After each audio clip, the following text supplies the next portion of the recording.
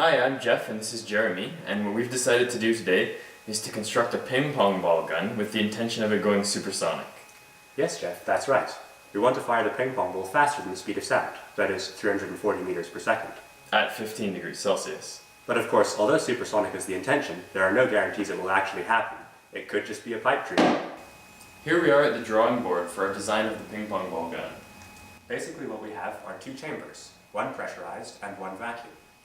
The pressure chamber will contain about 300 kilopascals gauge pressure, or 390 kilopascals absolute, and the vacuum chamber will be evacuated as best we can, with an absolute pressure as close to zero as possible.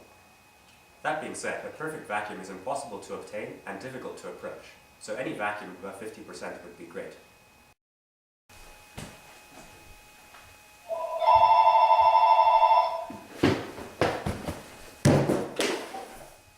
Hello? Hey Jeff, I have the pipe for the pressure chamber. Oh, that's great, Jeremy. I'm just getting the vacuum ready now. What do you say we meet at the build site in an hour? Sounds great. I'll see you there. Okay, see you then.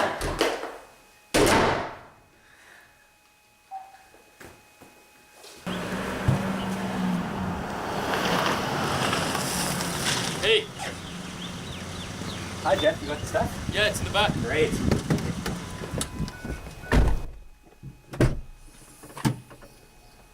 Really, Jeff? Is this what you thought we needed?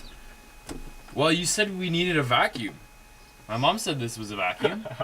Here's the vacuum, Jeff. And it's already in the living room for you. Well, Jeff, this is a vacuum cleaner, and although it does use some of the same basic physics principles as the vacuum we are trying to create, it's not quite what we need. A vacuum cleaner uses a pump to suck air out of a hose, which creates a lower absolute pressure inside the hose than outside of it. This in turn sucks air and any dirt and debris that is just outside the hose into the hose, which is how your carpets are cleaned. Oh, now I understand. So how do we create the type of vacuum that we need? Well, what we need isn't all that much different. We need to evacuate a length of pipe using some kind of suction mechanism. Indeed. I've got it. We use my air compressor. That's ridiculous. Air compressors compress air. They don't evacuate it. That's backwards. Let me explain. We use an ejector nozzle. An ejector nozzle has three openings. The first is an intake for motive fluid. The second is an outlet for the motive fluid. And the third is a suctioning intake. The motive fluid, which is in our case air, enters through the intake moving at a very high speed. This speed is achieved using an air compressor. It passes through a small nozzle and into a converging and then diverging nozzle, speeding up further. Using Bernoulli's principle, we can determine that there will be very low pressure in the nozzle. Right, because a fluid moving at a high speed creates a low pressure. Yes, Jeremy, that's right. Anyways, this leads to the intake of air through the suctioning intake. So all we have to do is hook this end up to the chamber we want to evacuate and blow air down this way. Let's build it!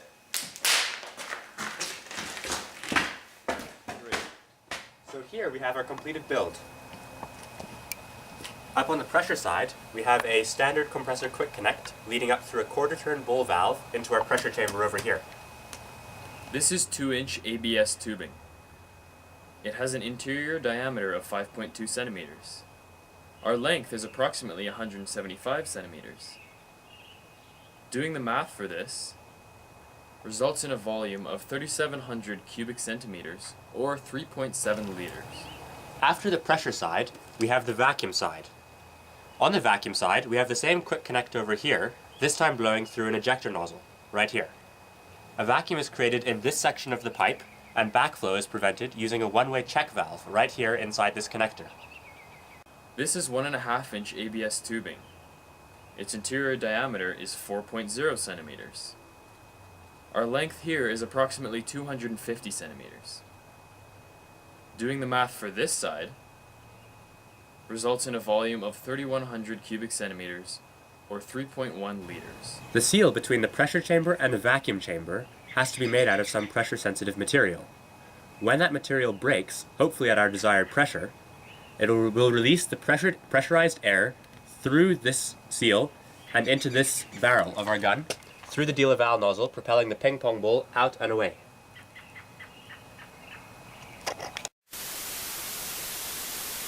And now, a short history on Gustave de Laval. Our friend Gustave, more widely known as de Laval, was a Swedish engineer and inventor. De Laval attended the Institute for Technology in Stockholm, and in 1866 he received a degree in mechanical engineering. He was also elected to national office, being placed in Swedish Parliament in 1888. But that's politics. Now for his important contributions to physics. De Laval introduced the concept of an impulse-powered steam turbine, one of the two main types of turbines. In 1887 he built a small replica of such a turbine, and in 1890 he invented what we now know as the de Laval nozzle. The de Laval nozzle is a tube that is pinched in the middle, making a carefully balanced, asymmetric hourglass shape. It is used to accelerate pressurized gas passing through it to supersonic speed. The de Laval nozzle is used in some types of steam turbines, but Gustave's invention is also very well suited at the back of rockets and jets, propelling exhaust out at insanely high speeds. The physics of a de Laval nozzle are interesting and puzzling. As the gas travels down the converging side of the tube, the linear velocity becomes sonic. From the throat onwards, the cross-sectional area increases and the gas expands. One would think that the speed would decrease as the pipe expands. After all, the speed did increase as the pipe narrowed. However, supersonic fluids have an interesting property where cross-sectional area increase in fact causes acceleration, and vice versa. The math of this phenomenon is represented by this formula. Of course, this only applies to an ideal gas, and finding an ideal gas is more difficult than finding an ideal woman. Am I right? I think Maxwell and Boltzmann would agree with you.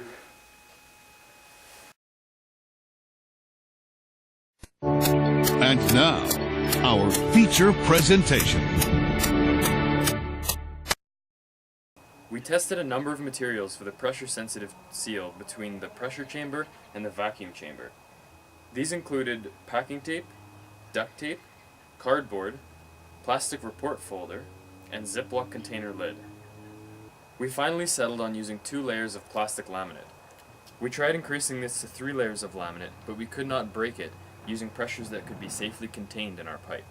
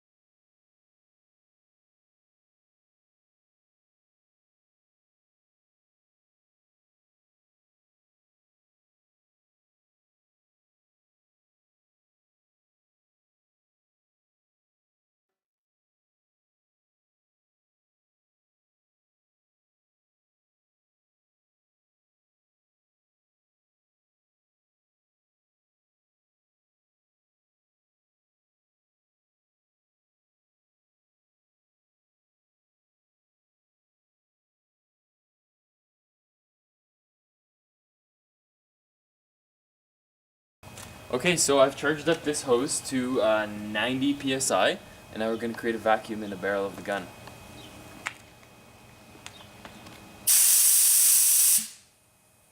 Okay, wait.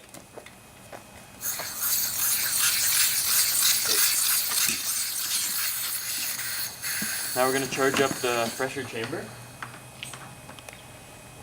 It's on? Yep. Here goes.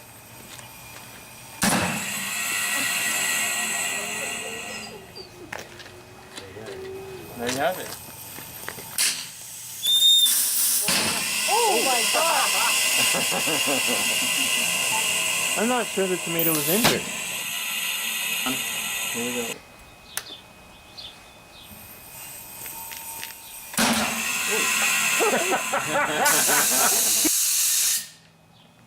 Yeah, it sounded like it was at the end or something there. Yeah, that's good. That's Okay. really good. Not yet. Go ahead.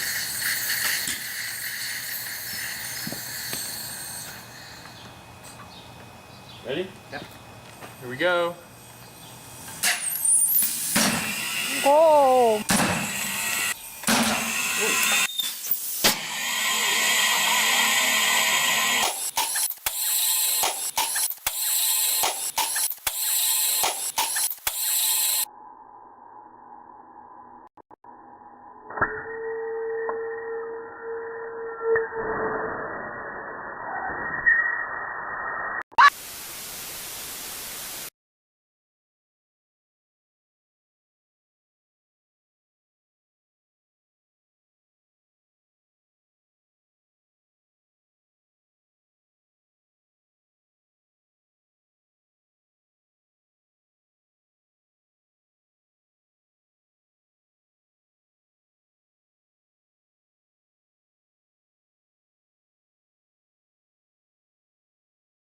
Here goes.